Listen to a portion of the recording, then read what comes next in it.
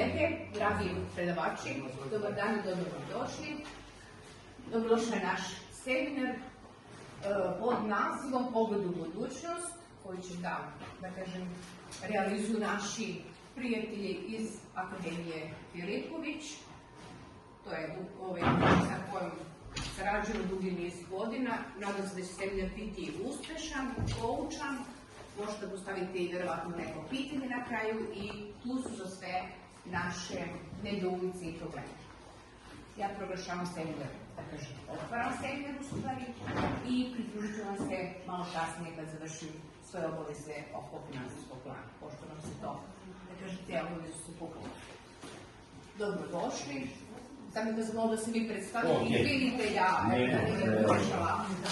Pre svega, dobar dan.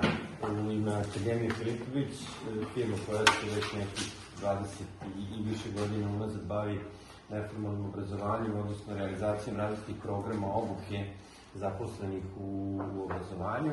Moje ime je Predrag Stevanović, nastavnik sam tehnike i informatike, koleginica Jelena Jeremić, direktor Akademije Filipović, i tu smo danas, kao što direktor reče, da bismo uspešno realizovali program obuke Pogled u budućnost, koji podrazumeva nekoliko karakterističnih segmenta, pre svega onaj deo koji se tiče upotrebe savremenih informacijalnih tehnologija, pre svega interaktivne table i karakterističnih programa koji se tiču realizacije određenih nastavnih sadržaja, a nakon toga ćemo se kroz jedan deo baviti i karakterističnim aplikacijama koje su namenjene obrazovnim ustanovama u Srbiji, pre svega kroz jednu platformu informacionog sistema Akademije Filipović, koja podrazumeva korišćenje elektronskog portfolija i karakterističnih aplikacija koje nam na neki način omogućuju